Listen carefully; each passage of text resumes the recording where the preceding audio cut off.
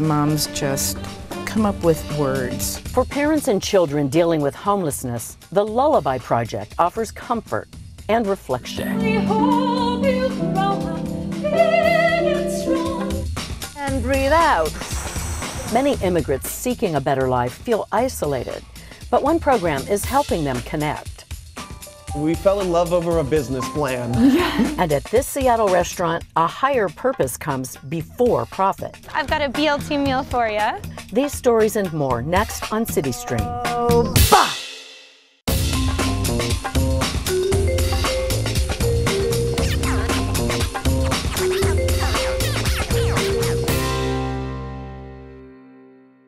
Hello, I'm Linda Byron. Welcome to CityStream from the new Mary's Place Family Diversion Center. This is a short stay shelter, one of 10 that Mary's Place operates in King County. Overall, the organization provides 600 beds each night for families with children. It also offers necessities like food and clothing, plus help with employment and housing resources. That help has been a godsend to many families, and some have chosen to commemorate the lasting memory of their struggle in a special way. Mary's Place has partnered with the Seattle Symphony and Seattle Pacific University for the Lullaby Project. Brian Callanan has the story.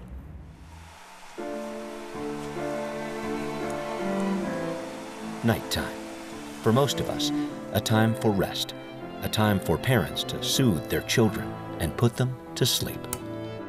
But what if your only comfort each evening was the steady drumbeat of car traffic overhead? The rhythm of an urban jungle, a constant refrain of isolation, hopelessness, and fear. Shauna Percival knows that feeling. Last year, this fenced-off area under I-5 near James Street was her home. I was having a hard time on the streets with drugs.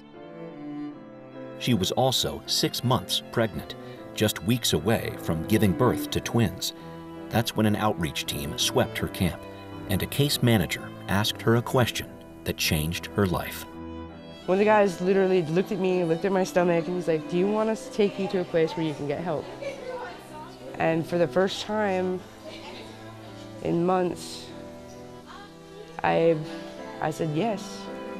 And I mean, you have no idea how much of a miracle that moment was, that I was willing to admit that I needed help and take it. Because these two are my heroes, they really are. Had I not gotten pregnant with them, I would probably still be out there if I wasn't dead.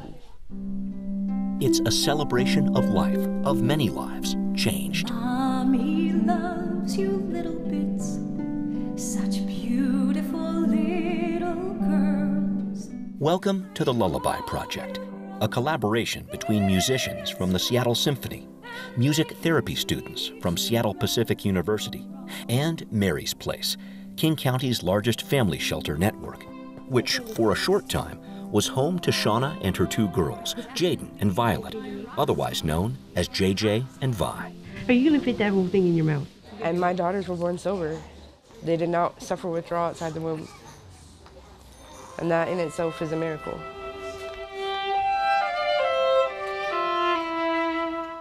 It was amazing to work with Shauna and to hear she was so open about talking about her problems and so proud of herself for what she had overcome. Flutist Zart Dumburian Eby helped Shauna create her song, a process started 3 months before this concert, as symphony musicians and music therapy students came to Mary's Place to help 4 moms and 3 kids write lullabies. The moms just come up with words that describe their kid, lively or happy or sad, and try to kind of get them into a rhythm. Vi, you're the boss and you want your way.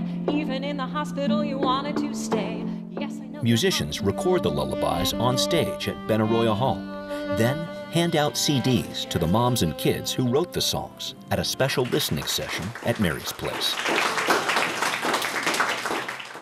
I'm sorry I woke you up. We really had fun with Shauna's because of the twins, and she was talking about how different they were from each other. So we decided to have a verse about each one and to have a different style of music for each baby. The highlight of the Lullaby Project is a public performance in Benaroya Hall's Octave 9 room on Mother's Day. We hope you grow up big and strong, and I can teach you right from wrong. It is such an emotional ride to go through this. Okay, I'm gonna start crying again. But what they want for their kids is what everybody wants. They want their kids to be healthy, they want them to be happy, and they want them to thrive.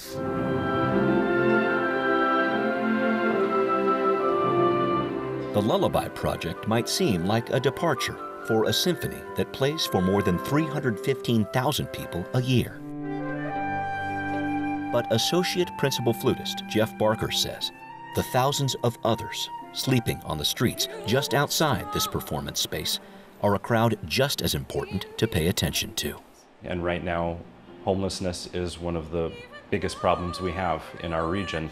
And so we get together and we brainstorm and we try to think of what we could do as an arts organization to approach that issue. Mary's Place is one of 15 local homeless service agencies the Symphony works with as part of its Simple Gifts initiative, using the power of music to connect with people who felt abandoned, to build confidence in those who felt lost, and to heal those who've been hurt. Our focus for sure is what can we do to bring some joy or some using our music to help these families in whatever way we can.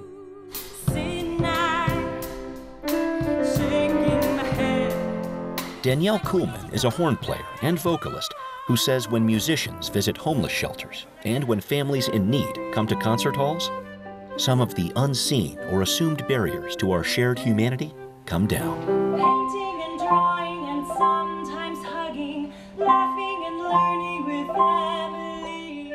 All of us are nervous and excited and open, and I think that's just a beautiful way for people to connect no matter where we are in life.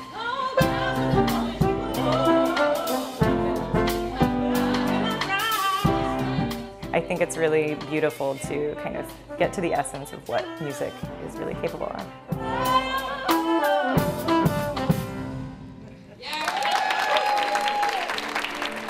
For Shauna Percival, her lullaby marks a new chapter in her life, a new song to sing, where she's the one in charge of writing the next verse. I just want to do my best to kind of teach them their own self-discipline so they don't end up making the mistakes that me and their dad made. Some things are meant to be, and that's why you chose me. And for the Seattle Symphony, these are lullabies perhaps not meant to put us to sleep, but to wake us up and inspire us to reach out in our own way to those who need help all around us. I'm trying to get a good job so that no matter what happens, I can provide a good life for them. I feel like I should give them a good life because they saved mine. Be blessed, JJ and fine. To hear more songs from the Lullaby Project, click on the link attached to this story at seattlechannel.org. Next on CityStream, they feel isolated, alone, but a unique program is proving to be a welcome remedy. Shushoba, shushoba.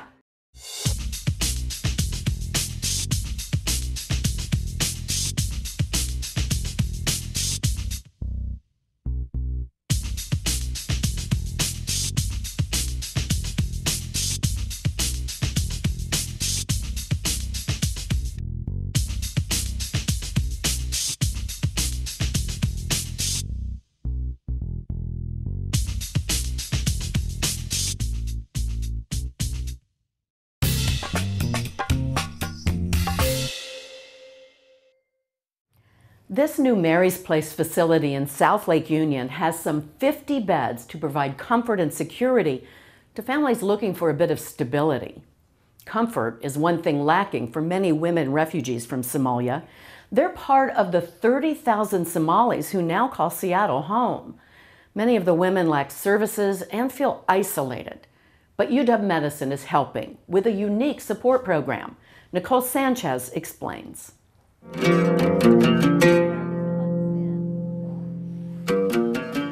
So breathe in and breathe out. So we do a little warm up. Now listen to how your body feels. This is one of the highlights of Abadu Hassan's week. Open the heart to what is.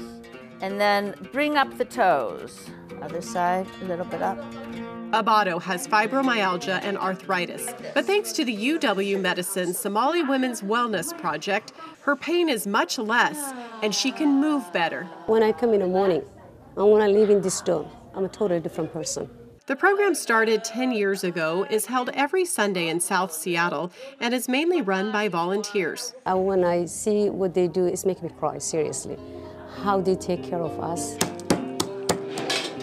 This is a chai tea. The women start off in the morning socializing, drinking traditional Somali tea, and having a snack. During this time, they can have a massage. The spine is a very important aspect. Or a therapy session with a Feldenkrais method provider. The idea behind Feldenkrais is to get the brain and body to reconnect. Providers use gentle motions to help people understand and correct how their body has been moving, especially after injuries. So basically, I'm communicating with their brain, and it's helping people move better or move in places that are stuck that haven't been moved for a long time. So we welcome each other. Then it's time for yoga, but not the traditional yoga you've seen before. We engage our strength and let your hands move your head. If it feels good to copy, then you do what I do. This class is adapted to fit the needs of these women. A lot of the class is done in chairs. And I've seen a woman who was not able to get to the floor and up without any help, and now she goes down to the floor and gets up without any help. When we started first at the beginning, they were isolated. Anab Abdu Ali coordinates this program called Daryel, the Somali word for wellness. She says it's improving the lives of these women, and not just physically. This is a whole body, physical and emotional support and all that. They will tell you when they the first morning when they walk in and when they're leaving, they feel like different. Some of them will tell you, I feel like younger. I like kind of lost like 10 years, I came here because I feel like all tightness when I was first starting here and doing all those stretches and exercise. It makes me more loose in it and healthier. The Somali Women's Wellness Project loves to share information with health leaders around the country. Shushoba. Shushoba. And then our shushoba, shushoba. They hope to see the program expand locally as well, to help more women feel better, both inside and out. My vision is to have, now that my community is growing, the same program like this to have other locations where most of the community resides.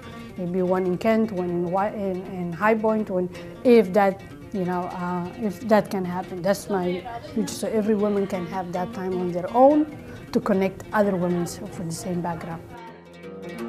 Just from there.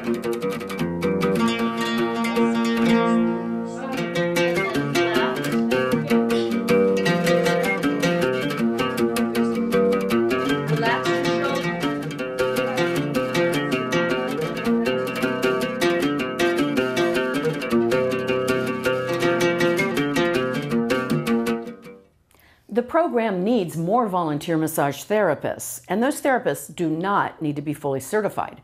In fact, massage school students are also welcome, and if you'd like to volunteer, call 206-743-1683. We'll be right back.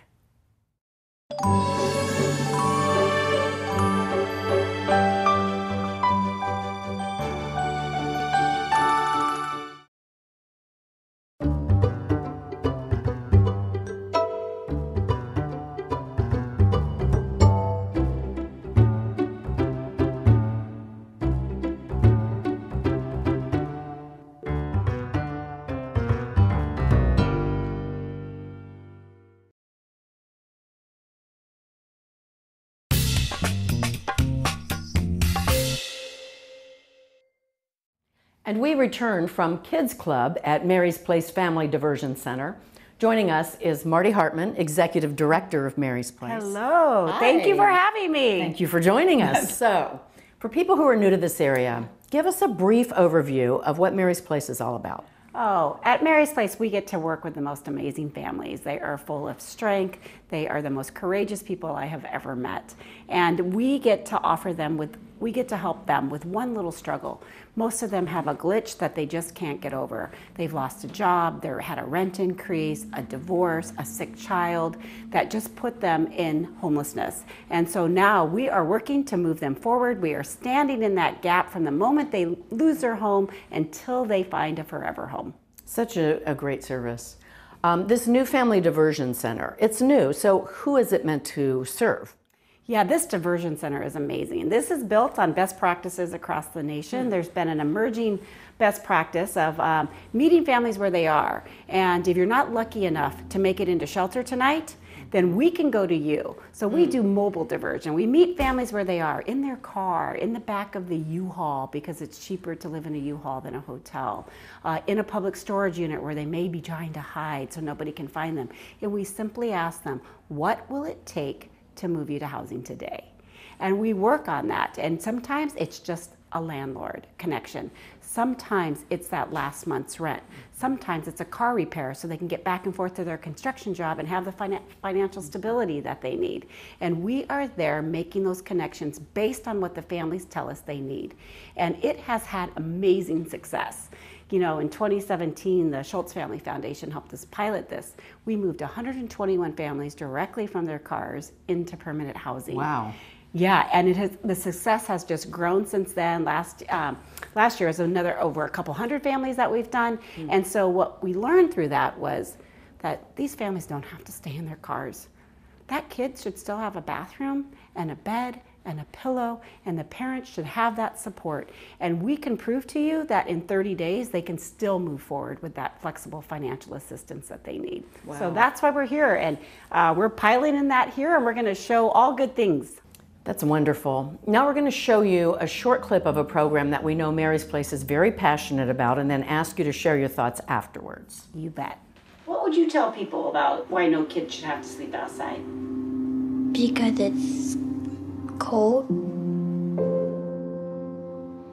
We sleep in the airport, in the parks, got my kids, and they miss in the school too, and it's hard. Every morning, we had to go to like public restrooms to brush our teeth or, change our clothes, which was a heartbreaking experience. So Marty, tell us about No Child Should Sleep Outside. I think that is the greatest thing that our community has done for unsheltered families. As you saw in the video, Khalil, Tanisha, those children and their parents are passionate about finding them a place to live and to call home for now. And our community has come together for several years during the holidays to raise funds to open shelters just like this. And we know that we can do more. We are on a path to bring every child inside, and we know it will take all of us in this community to do that. Now, 2 years ago, Amazon executive John Schuttler made a very important and special donation. So tell us about that. What was that moment like, and when do you move in?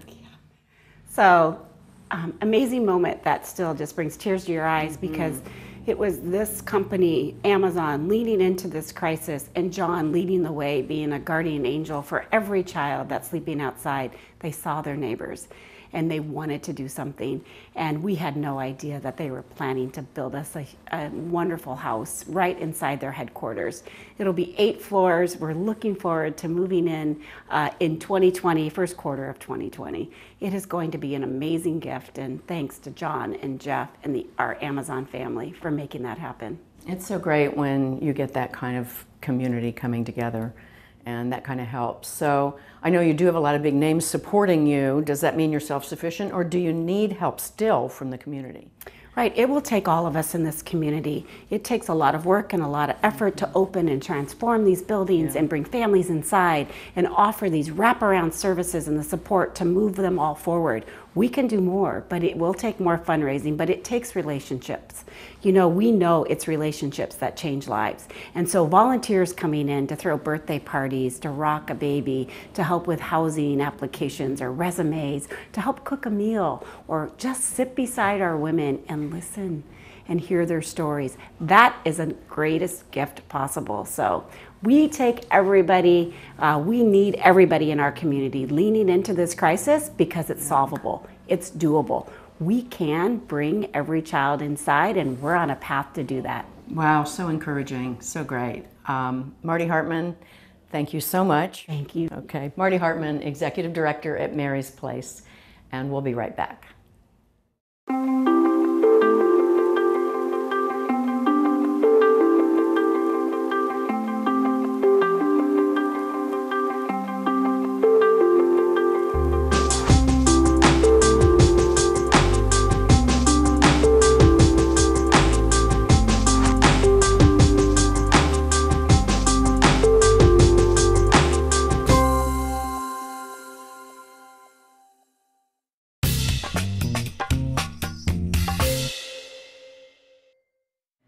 CityStream returns from an important spot within Mary's Place Family Diversion Center, the kitchen.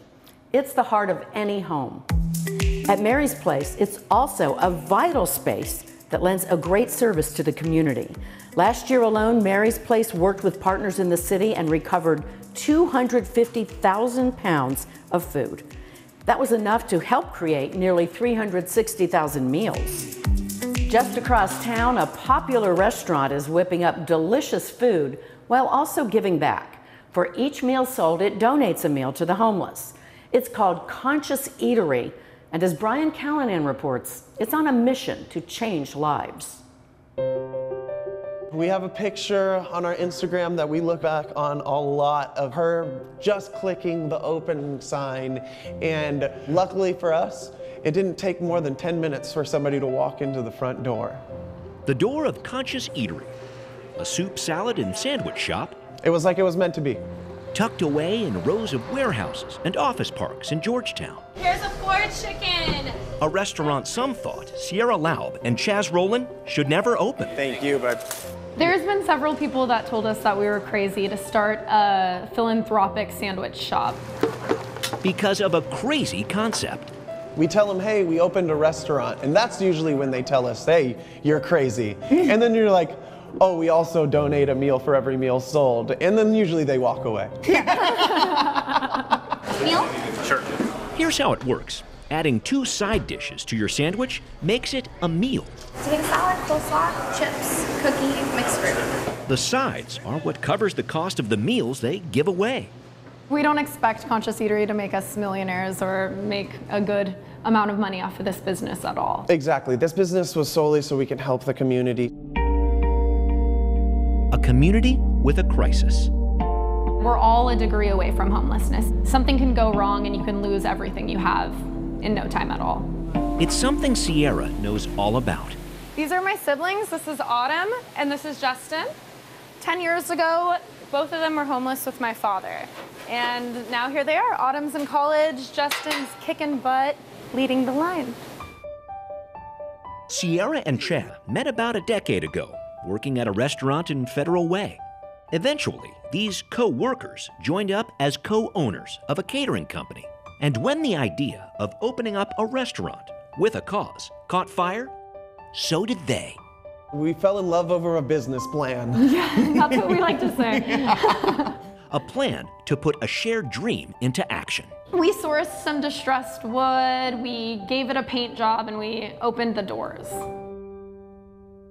I've got a meal with your name on it, my friend. So far, Sierra and Chaz have given away nearly 8,000 meals to those in need.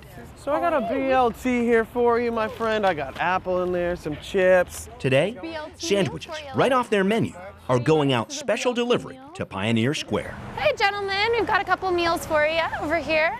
BLT full meal. A lot of people that we interact with, they don't get to talk to anybody during the day. You remind me of my pop-up like nobody else I've ever seen. It really makes a huge difference in their day and sometimes their week, just for us to come say hi. Hi, love. I've got a BLT meal for you. Thank you. This is something that no matter if I wanted to or not, I feel like I'd be here doing something for the people that need it. Let's see what's in here. Man, wow, look at that.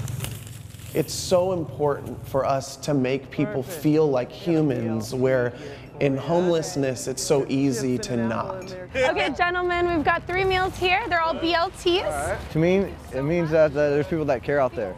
You know what I mean? And they're trying to give back. Keep encouraging people. Will do. I'm grateful for Chaz and Sierra. Beautiful people doing a beautiful job. All right, sir, let's hop.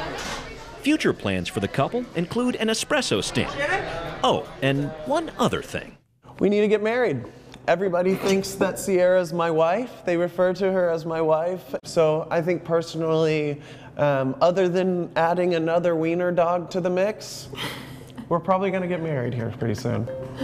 Hey, how's it going? In the meantime, the Conscious Eatery continues to dish up great food with an extra serving of heart. And the reviews are in.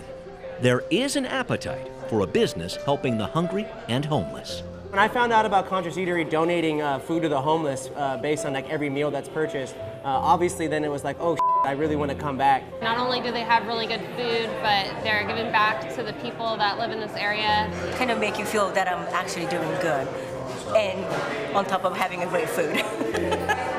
Maybe Conscious Eatery wasn't such a crazy idea after all. Cup of soup or a drink and a side?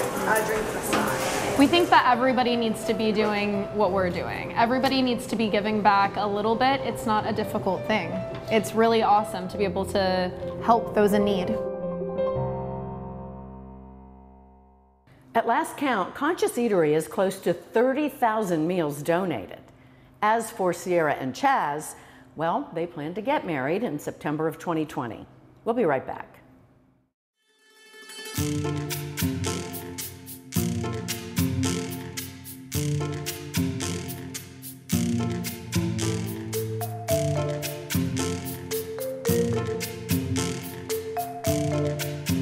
This used to be the old Sea Garden sign. It was on the Sea Garden awning. It has graffiti on it. So the little Buddha that sits in our lobby used to be part of 8 Immortals restaurant where Sea Garden used to be. And when 8 Immortals left, they actually threw that Buddha into the dumpster.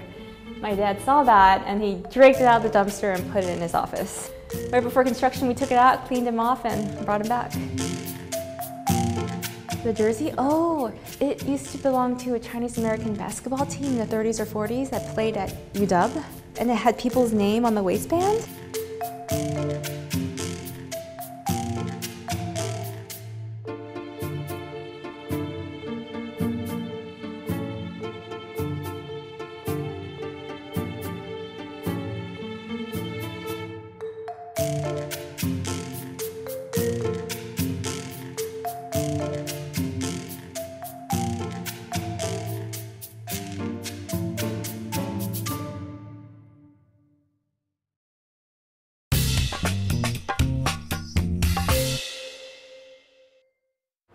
And that wraps up this episode of CityStream from the new Mary's Place Family Diversion Center.